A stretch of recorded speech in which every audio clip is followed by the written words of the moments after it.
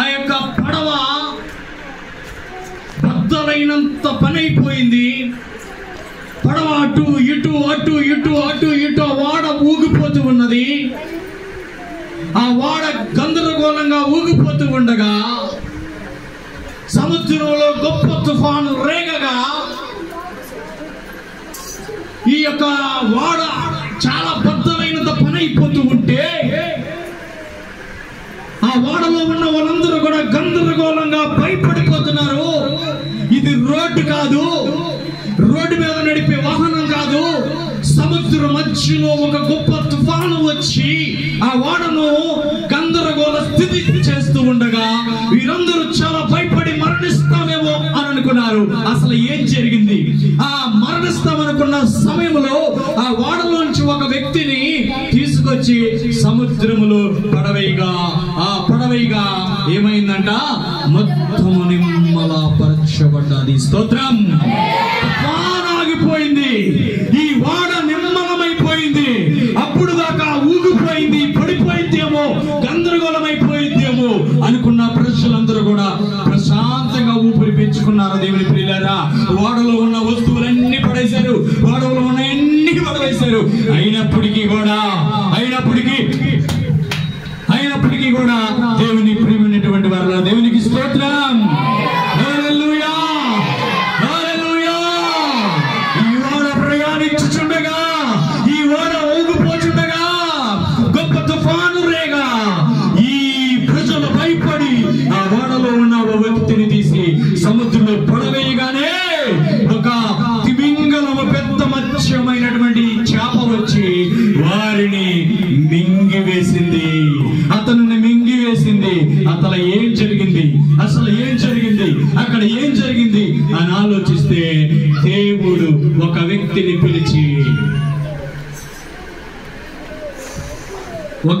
పిలిచి యోనా, ఓ యోనా, నీతో నాకు పని పడ్డది రా అని అన్నాడు.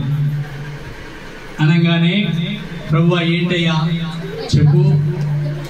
ఇదిగో నినివే మహాపట్టణానికి పోయి నా గురించి తెలియచేయి. నినివే పట్టణానికి పోయి సువార్త చెయ్యి అని చెప్పంగానే, అమ్మ బాబోయ్, నినివే పట్టణానికి నేను పోవాలా? నినివే పట్టణము చాలా భయంకరమైనది. నినివే పట్ట ప్రజలు చాలా భయంకరమైన వారు, నన్ను పట్టుకొని చంపేస్తారేమో అని చెప్పి ఆలోచన చేసుకొని ఎక్కడికి వెళ్ళాడండి? తర్షీషుకు పోయే వాడ ఎక్కేశాడండి. హల్లెలూయా. ఈ ఊరు ఎల్లరా బాబు అంటే ఆ ఊరు పోయే వాడెక్కేసి ఆ ఊరు పోయి దాగుందాంలే అనుకున్నాడు. దాగుందామని అనుకోగానే వాడ మధ్యలోకి వెళ్ళంగానే జాగ్రత్త దేవుని ప్రియులారా, దేవుడు నీకు ఒక పని చెప్పినప్పుడు ఆ పని చేయడానికి రెడీగా ఉండు. ఈ పని కాదు, నేను ఇంకో పని చేస్తానని వెళ్ళావా అక్కడ గందరగోళం ఏర్పడుతుంది, గొప్ప తుఫాను వస్తుంది. నువ్వు వెళ్ళిన ఊరిని గందరగోళం చేస్తాడు. దేవుని ప్రియులారా, ఆ వాడ ఎక్కేసి తర్షీషుకు పోదాం, ఆ ఊరికి పోదాం, నినివే పట్టణానికి నేను పోను బాబోయ్ అని చెప్పేసి పోతా ఉండగా మధ్యలోకి వెళ్ళగానే గొప్ప తుఫాను వచ్చింది. ఇతను ఏం చేశాడంటే వాడ పైన ఉంటుండగా కిందలోకి పోయి పైన ఏం జరుగుతుందో తెలియట్లేదు. ఈ వాళ్ళలో ఉన్న వాళ్ళందరూ ఏం చేస్తున్నారంటే, అరే చాలా గందరగోళం జరుగుతుంది, మన వస్తువులన్నీ మన సరుకులన్నీ తీసుకెళ్లి వాళ్ళ పడేయండి, బియ్యం పరిచేయండి, బియ్యం కట్టలు పరిచేయండి, ఎన్ని పరిచేయండి, వస్తువులన్నీ పరిచేయండి, లేకపోతే గాలి పీల్చుకోవాలన్నా బతుకుదాం కానీ ఒక మంచినీరు తప్ప మిగతా ఎన్ని పరిచేయండి రా బాబు, రే మనం ఉండలేము, చచ్చిపోయేలా ఉన్నాం, ఈ వాడ ఊగిపోతుంది, మునిగిపోతుంది, పరిచేయండి. ఎన్ని పడేసినా, ఎన్ని ప్రయత్నాలు చేసినా, ఎన్ని చేసినా ఆ వాడ ఓగడం ఆగలేదు, ఈ తుఫాను ఆగలేదు, ఈ అలలు ఇలా పైకి ఎగిసిపడుతున్నాయి. ఈ భయంతో చనిపోతామేమో అనే భయం వాళ్ళకి చాలా గందరగోళం స్థితికి తీసుకొచ్చేసి అరే ఎవరు దేవుడిని వాళ్ళు పూజించండి రా, ఎవరు దేవుడిని వాళ్ళు ప్రార్థించండి రా, ఎవరు దేవుడికి వాళ్ళు ప్రార్థన చేయండి రా, ఏదో కీడి జరగబోతుంది, మనందరం చచ్చిపోయేలా ఉన్నాం, తొందరగా చేయండి రా అంటే అందరూ చేస్తుంటే ఒకడు వెళ్ళి కింద కొన్నిసార్లు చూడు, తప్పు చేసేసి మనం చేసే పని ఏంటంటే తప్పు చేసేదని కప్పుకోవడానికి ఏదో ప్రయత్నం చేస్తూ ఉంటాం. ఆడి చేసింది కూడా అదే.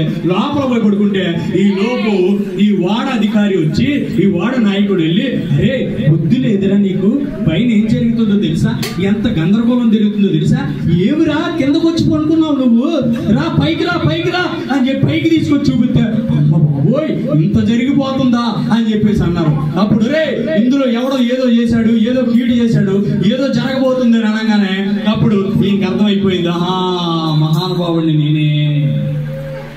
అప్పుడు ఏం చేశారు, చీటీలు వేయండి అని అందరి పేర్లు రాసి చీటీ వేసి, మనం మన ప్రేయర్ చేసి ప్రార్థన చేసుకునేటప్పుడు చీటీలు వేసుకుంటాం చూడు, ఈరోజు సాయంత్రం అలాంటి చీటీ వేసి తీయండ్రా చీటీ అనగానే ఏ మహానుభావుడైతే ఉన్నాడో దేవుడు చూడండి, ఆ మహానుభావుడిదే చీటీ బయటకు వచ్చింది.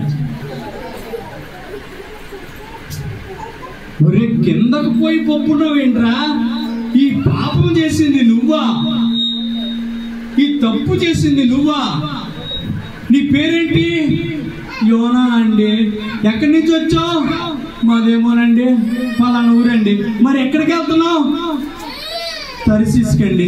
తర్షీష్కి ఎందుకు, పని కాదండి, మరి ఎందుకు ఎక్కావురా,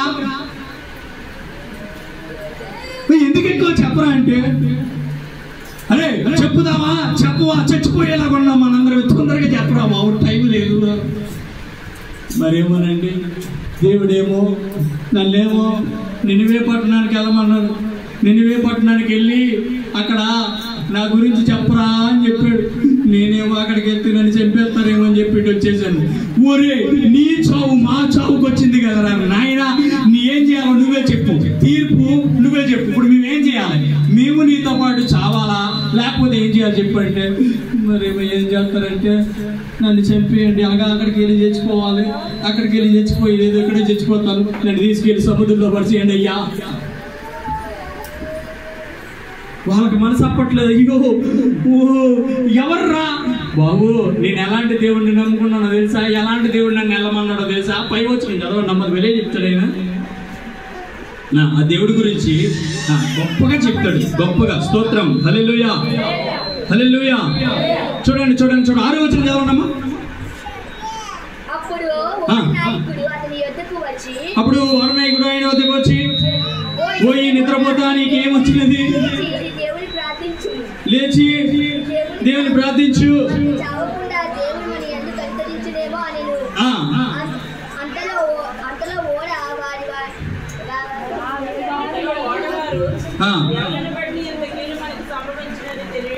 తెలియటికై చెప్పుకొని చీటి యోనా మీదకు వచ్చాను.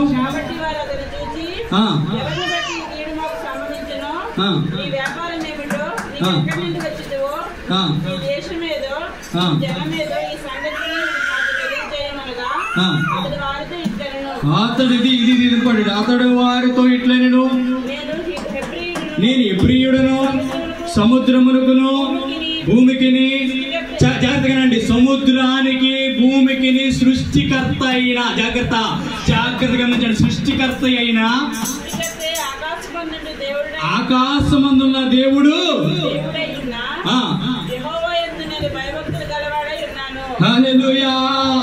నా దేవుడు ఈ ఆకాశాన్ని సముద్రాన్ని సృష్టించాడయ్యా, ఆయన చాలా గొప్పోడేనయ్యా, నేనేనయ్యా ఇలా చేశాను, నేను ఇక్కడికి వచ్చేసానయ్యా అని వాళ్ళతో చెప్తుంటే వాళ్ళకి భయం పుట్టింది. అమ్మో సృష్టికర్త దేవుడు బిడ్డవా నాయనా, నువ్వు సృష్టికర్త దేవుడు బిడ్డవైతే నిన్నేమి చెయ్యలేమేమో. ఎక్కడ 14వ వచనంలో ఎక్కడ భయపడతారు పాపం అన్నేమన్నా చేయడానికి. ఎందుకండి ఎందుకు భయపడతారు, ఎవరు బిడ్డ అయినా, ఇదిగో యేసు బిడ్డలు ఏమన్నా అన్నాం అనుకో, నీ ఇల్లు గందరగోళమే, ఏమి చేయలేక పాపం భయపడిపోతారు వాళ్ళు. చెప్పండి.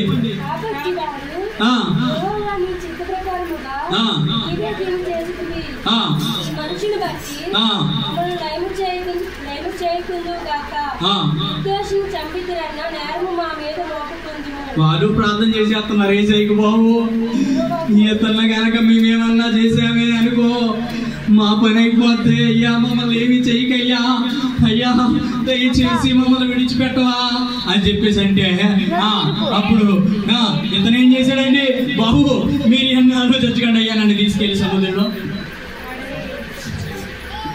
పడేయలేదా, ఇక్కడ పరిస్థితి ఆగదు. నాకు తెలుసు నా దేవుడి సంగతి, నీకు తెలుసో తెలియదు కానీ నా దేవుడు ఎంత గొప్పవాడు, ఎంత ఉన్నతమైన వాడు. ఆ దేవుడు నన్ను చంపేస్తాడు, బతికిస్తాడు కానీ నన్ను తీసుకెళ్ళి ఏం చేయండి, సముద్రంలో పడచేయండి అనగానే 15 వచనంలో ఏం చేశారండి?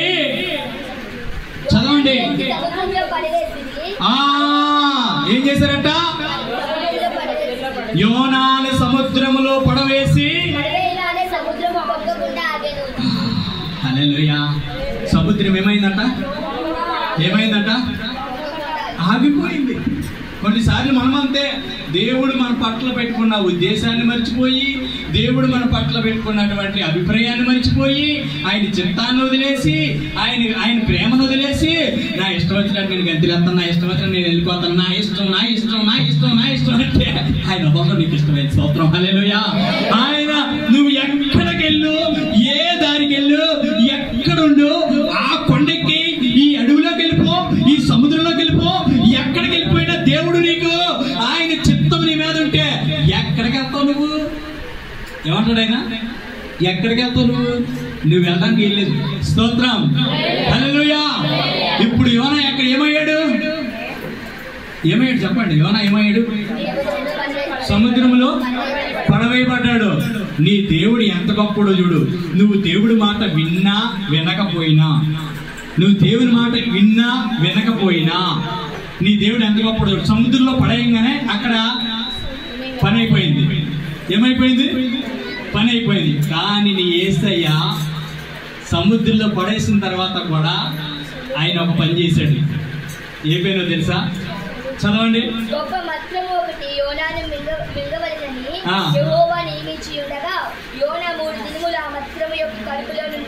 గట్టిగా చెప్పలు కూడా నేర్పినారు. ఏమర్థమైంది చెప్పలు కొట్టారు? ఏమర్థమైంది మీకు చెప్పలు కొట్టడానికి? ఎందుకు చెప్పలు కొట్టారు? ఏమర్థమైంది? యోనాను సముద్రంలో పడేయంగానే వాళ్ళకి తుఫాన్ ఆగింది, సముద్రం మీద తుఫాన్ ఆగింది. యోనా సముద్రంలో పడంగానే అడుక్కి వెళ్ళిపోతుండగానే ఈ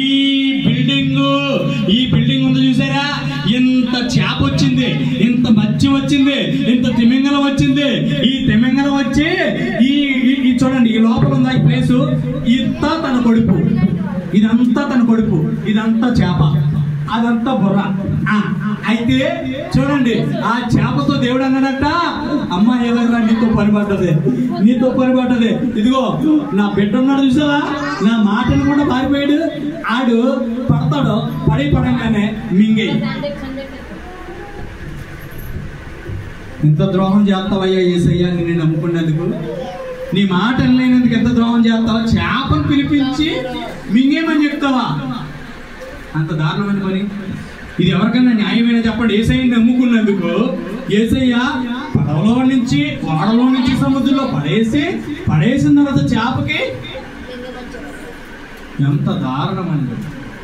దాని వెనకాతల కారణం ఉన్నదే. స్తోత్రం. దాని తర్వాత మాట చెప్తున్నాడు చేపకి. ఏం చెప్తున్నాడు చదవండి. అది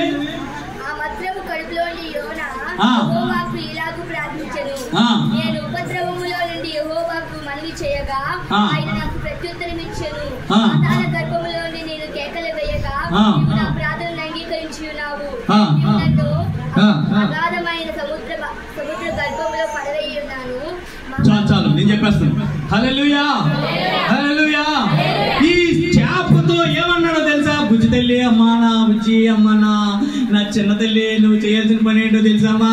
నా బిడ్డని సముద్రంలో వాళ్ళు పడేయంగానే నువ్వు వెళ్ళి ఏం చేస్తావు తెలుసా? మింగు, కానీ జీర్ణం చేసుకోకు. ఏమన్నాడండి?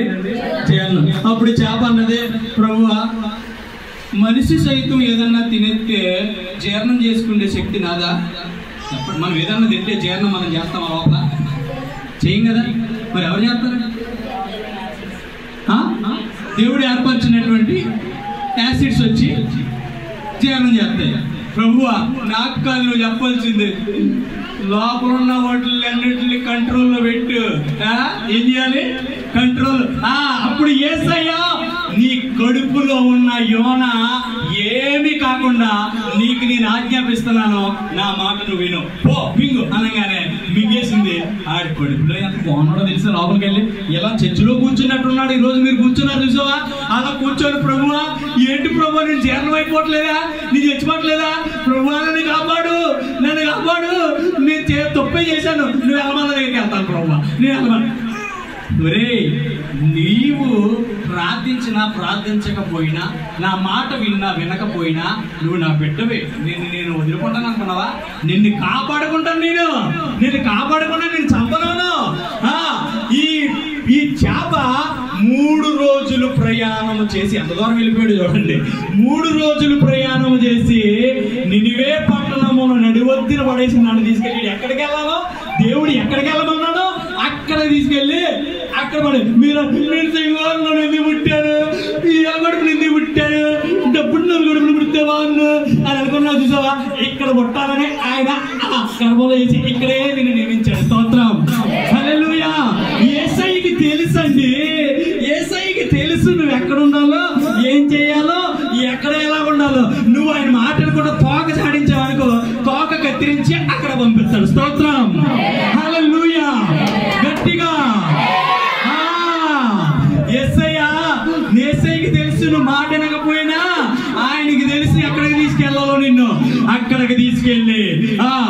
చేపే 3 రోజులు ప్రయాణం చేసిందంటే ఈ భూమి మీద అంట చేప అంత స్పీడ్ గా ఏది ప్రయాణం చేయదంట. చేప ఏం చేస్తుంది?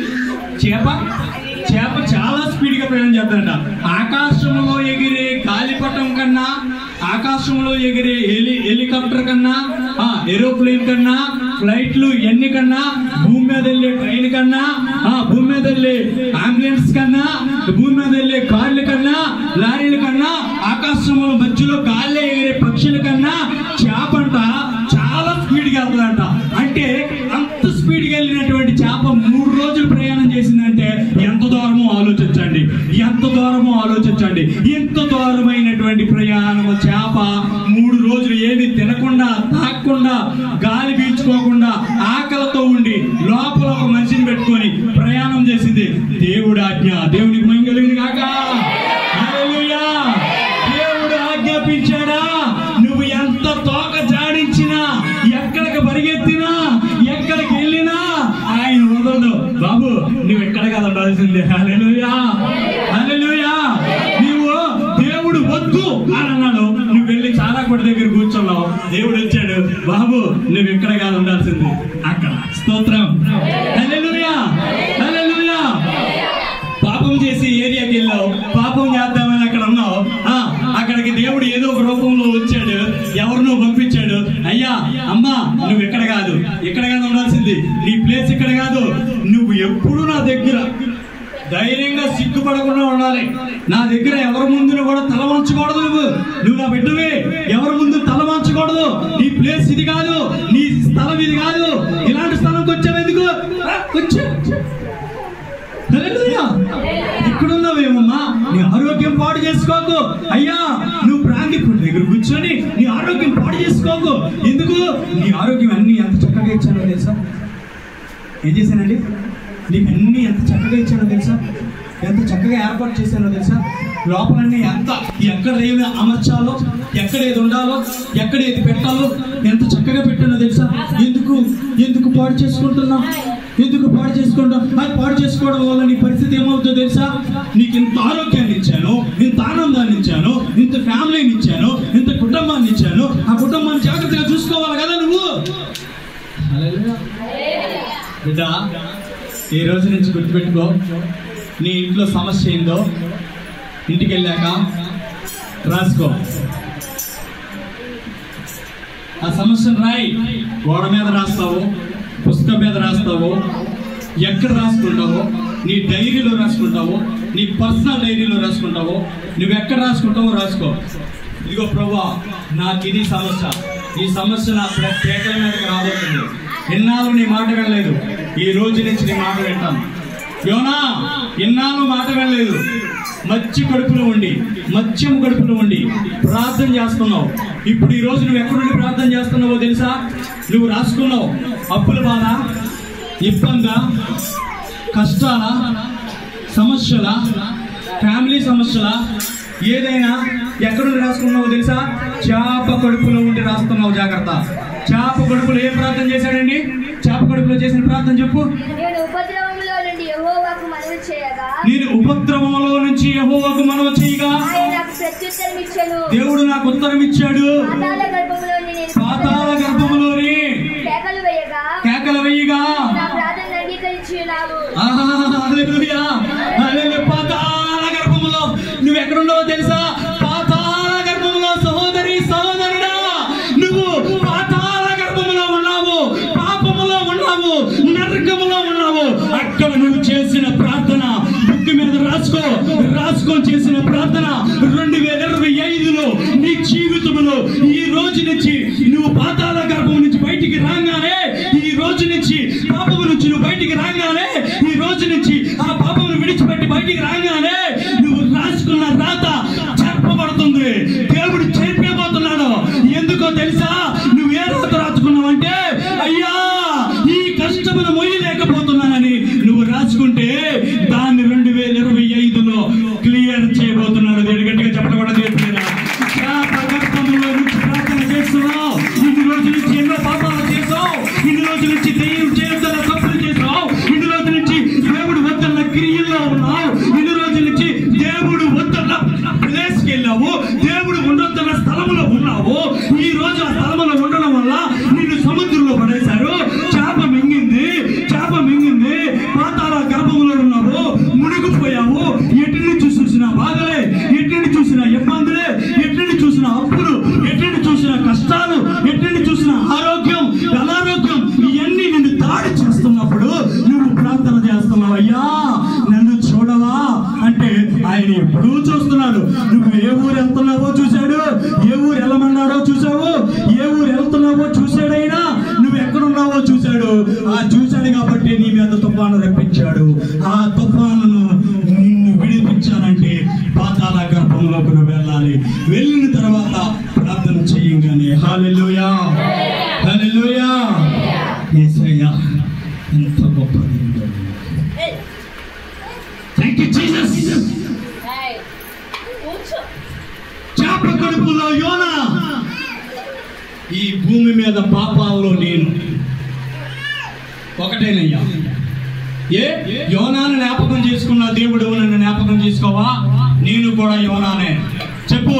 నీకు ఒకవేళ కష్టాలుంటే, ఒకవేళ బాధలుంటే, ఒకవేళ వేదనలుంటే నీ గుండెల మీద చేసుకొని నేను ఒక యోనానయ్యా, అతను జ్ఞాపకం చేసుకున్నట్లు నన్ను జ్ఞాపకం చేసుకో. నేను ఒక యోనానని చెప్పు. నేను ఒక యోనానయ్యా. యోనా లాంటి జీవితమేనయ్యా నాది. ఎన్నోసార్లు తాగొద్దని చెప్పు, ఎన్నోసార్లు తాగొద్దని చెప్పు, ఎన్నోసార్లు ఈ కష్టాల్లోకి వెళ్ళిపోవద్దని చెప్పు. దేవుడు ఎంత ఆరోగ్యం ఇస్తే, దేవుడు ఎంత ఆనందాన్ని ఇస్తే నీ కష్టాలు నువ్వు తీర్చుకోలేవా? నువ్వు చేసుకున్న జాబులో నీ కష్టాలు నీ తీరవా? నిన్ను విడిచిపెట్టవా? నీకు దేవుడు ఆరోగ్యం ఇచ్చాడు కదా, ఆరోగ్యం నువ్వెందుకు పాడు చేసుకుంటున్నావు? నీకెవరు ఇచ్చారు హక్కు? నీ ఆరోగ్యాన్ని పాడు చేసుకునే హక్కు నీకెవరిచ్చారు? నీ ఆరోగ్యం బాగుంటే రూపాయి పక్కనేస్తావు. నువ్వు చేసిన పని వల్లే నీ అప్పు తీరుతుంది. హల్లెలూయా.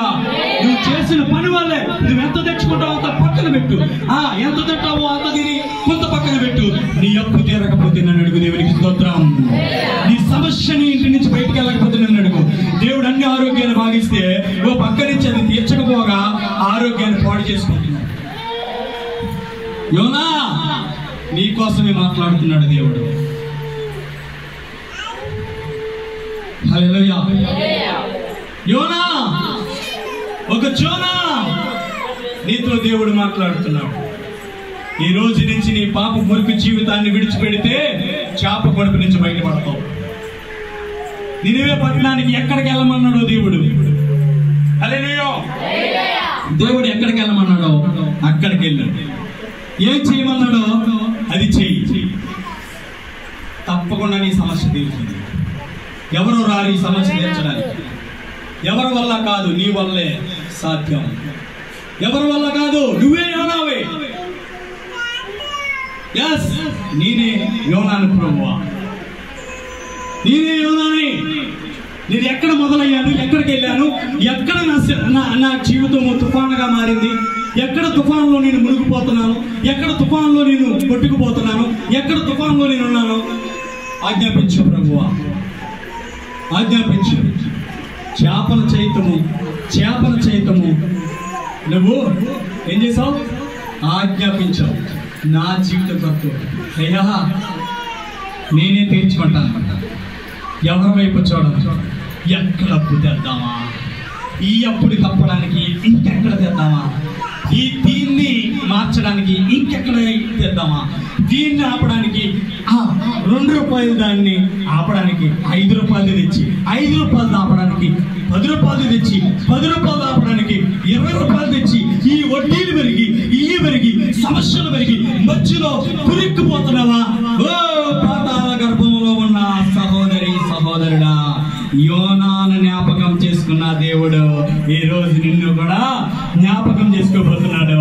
నీ వల్లే ఆ సమస్య క్లియర్ అవుతుంది. దేవునికి స్తోత్రం. యోనా ఎల్లక ముందే, నినివే పట్టణానికి యోనా ఎల్లక ముందే నినివే మహాపట్టణస్తులందరూ కూడా యోనా కోసం ఎదురు చూస్తున్నారు. స్తోత్రం. యోనా అయ్యా నువ్వేనా? నీకోసమే బాబు మేము చూస్తున్నాం అయ్యా. ఏమయ్యా ఇంత లేట్ అయ్యావు? నా కోసం నాకు ఎంపీడానికా? లేదు, నీ దేవుడు ఇక్కడ కార్యం జరిగించాడు. స్తోత్రం. నువ్వు భయపడకు, దిగులు చెందకు, వేదన చెందకు. నీ యేసయ్య నిన్ను జ్ఞాపకం చేసుకుంటున్నాడు. ఈ రోజు ఒక యోనావు నువ్వు, ఒక యోనా. నీ సమస్య 2025లో పెట్టాలు ఎగిరినట్టు ఎగిరిపోవాలి, చెట్టు కింద ఆకులు ఎగిరినట్టు ఎగిరిపోవాలి. నీ సమస్య క్లియర్ అయిపోవాలి. మళ్ళా ఎండాకాలం రాగానే పిక్కలు ఏరడానికి నువ్వు చెట్టు దగ్గరికి వెళ్తే ఒక ఆకు కూడా అడ్డంగా ఉండకూడదు, తుడిచివేయబడాలి. స్తోత్రం. క్లియర్ అయిపోవాలి.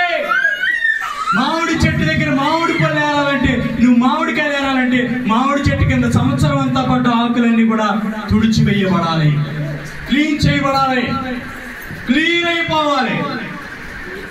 ఎన్నాలో నీ జీవితంలో ఉన్న సమస్యలు క్లియర్ అవ్వాలంటే నీ పాత మురికి జీవితాన్ని విడిచిపెట్టేసి యేసయ్య దగ్గరికి ఎలాగొస్తావో తెలుసా? ప్రభువా, పాతాళ గర్భంలో ఉన్న నేను, మునిగిపోయి ఉన్నా నేను ప్రార్థన చేస్తున్నాను. నా యొక్క సమస్యను తీర్చేది నువ్వు ఒక్కడవే. నేను క్లీన్ అయిపోయి ఉండాలి. ఎప్పుడు క్లీన్ అయిపోవాలి? 2025కి సంపూర్ణం అయిపోవాలి. అయితే నీ మార్పు ఎలా ఉండాలో తెలుసా?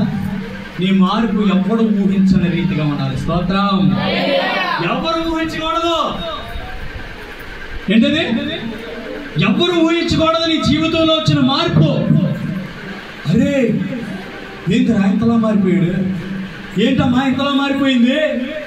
ఎస్ యేసయ్య నన్ను ఎక్కడున్నా, ఎలాంటి స్థితిలో ఉన్నా, ఎలాంటి పరిస్థితిలో ఉన్నా నన్ను జ్ఞాపకం చేసుకున్నాడు. అందుకే నేను మారిపోయాను. నా కోసం ఆయన ఎంతో ప్రేమతో నా మురికి జీవితాన్ని కడగాలని చూస్తున్నాడు. నేను కడుక్కోవట్లేదు, ఈరోజు కడుక్కుంటాను. నా ద్వారానే నా ఇంటి సమస్య క్లియర్ అవబోతుంది. ఇంకెవరి వైపు చూడకు, ఎవరు వస్తారని చూడకు. ఒకవేళ నిజంగా ఎవరి ద్వారా నీ ఇంటి సమస్యని దేవుడు తీర్చాలనుకుంటే ఎవరో ఒకరికి ఆజ్ఞాపిస్తాడు దేవుడే. ఇది కూడా జ్ఞాపకం ఉంచుకో. ఒకవేళ నీ సమస్యను, సముద్రంలో పడ్డటువంటి నీ సమస్యను నీ దేవుడు క్లియర్ చేయాలనుకుంటే చేపకు ఆజ్ఞాపించినట్లు ఇంకొకరికి ఆజ్ఞాపించి ఫలానా ఇంట్లో సమస్య ఉన్నది, సమస్య తీర్చు. స్తోత్రం. అదేంటో కానీ బాగా మామూలుగా ఉన్నప్పుడు అందరికి ఇస్తాం, అందరికి పెడతాం, అందరికి చేస్తాం. కానీ నీకు సమస్య వచ్చినప్పుడు, అరే బాబు నాకు సమస్య వచ్చింది తీర్చండిరా, అరే కొంచెం 10 రూపాయలు అప్పుకోండిరా, ఒరే 10 రూపాయలు రూపాయి అప్పుకోండిరా, ఒరే 2 రూపాయలు అప్పుకోండిరా, ఒరే 3 రూపాయలు అప్పుకోండిరా. దేవుడి దగ్గర మోకరించి నీ మురికి జీవితాన్ని కడుక్కొని ప్రార్థన చేస్తే నువ్వు అడగక్కర్లేదు. అడగకుండా ఎవరో వచ్చి ఏమైంది అయ్యా, సమస్య అయ్యా, నాకు తెలుసులే, ఆయన పంపించాడు. ఎవరు పంపించారు? ఆయన పంపించాడు. ఆల్రెడీ అంతా నాకు కల్లో చెప్పాడు. ఇదిగో తీసుకో, నీకు ఎంత సమస్య ఉన్నదో స్తోత్రం.